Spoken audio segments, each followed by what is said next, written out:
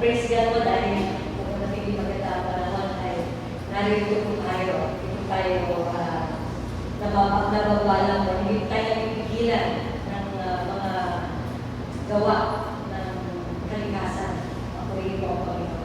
Nais ko kong basahin ang salita ng Panginoon. Tayo po lahat ay tumayo.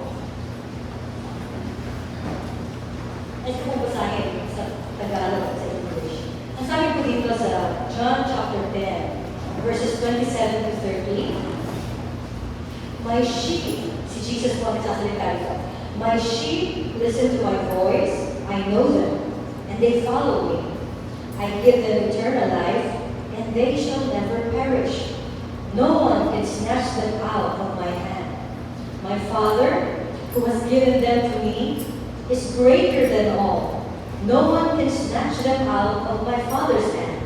I and the Father are one. Sabi ko sa Tagalog, 27 to 30, nakikinig sa akin ang aking mga tupa. Nakikilala ko sila at sumusunod sila sa akin. Binibigyan ko sila ng buhay na walang hanggan. At kailanman di sila mapapahamak. Hindi sila makaagaw sa akin minuman.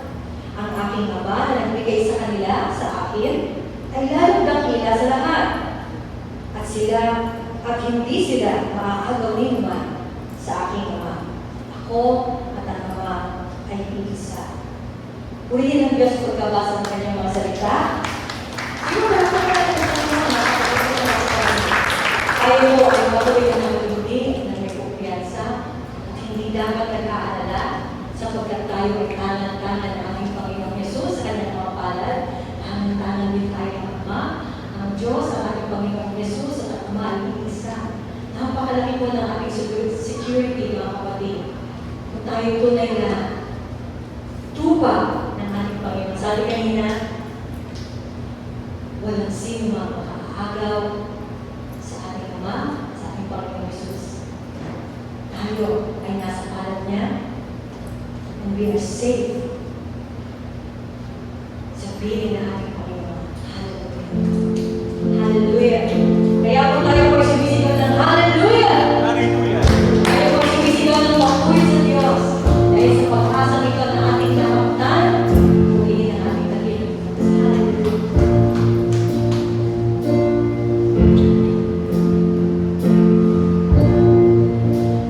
Is our hope in life and death? Christ alone.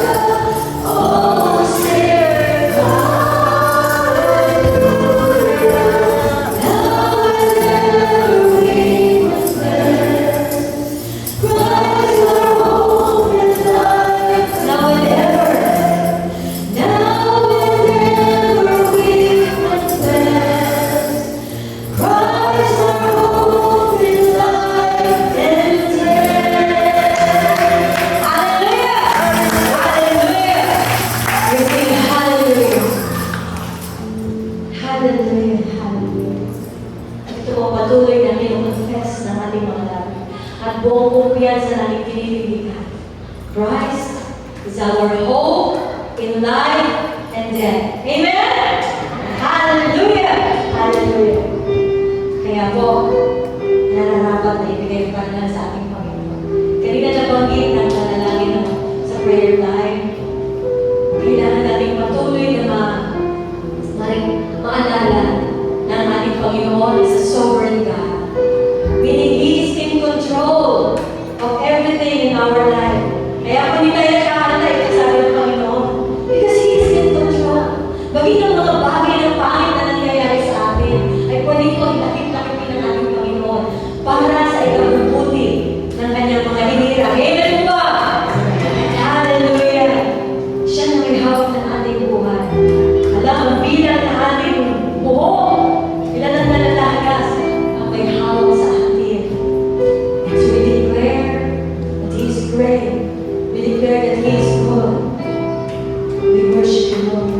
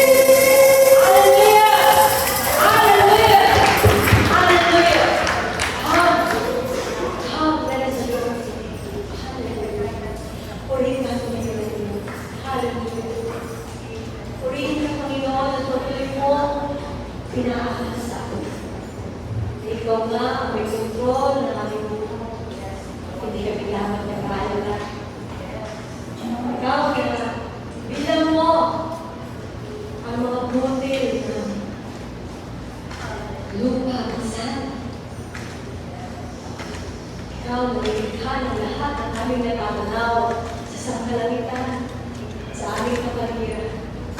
Ikaw ang may hawak ng aming buhay. At patuloy namin pinagkakatiwala sa Diyos ang aming kaligtasan, ang aming mga buhay. Napakarami ng dumarating na trouble sa aming buhay. Katulad lang ng sinabi ko sa amin. Panginoon Jesus,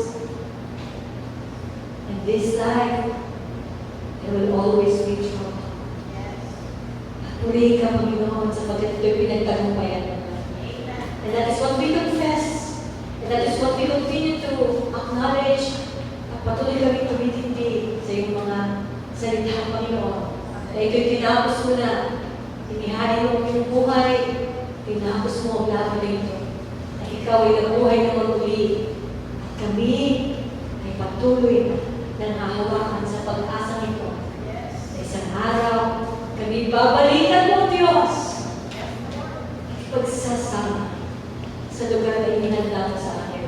At katulad ng thought ay binigay mo sa amin through our pastor, that heaven is a prepared place for prepared people.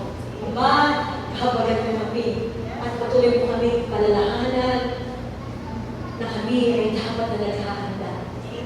At patuloy na kami ay nanghahawakan sa iyong mga salita. Patuloy na binubulay-bulay namin ito. Araw at gabi. Upang patuloy natin maalala ang iyong mga salita, ang iyong mga pangako na lagi namin panghahawakan. Purihin ka, aming kapilang Diyos.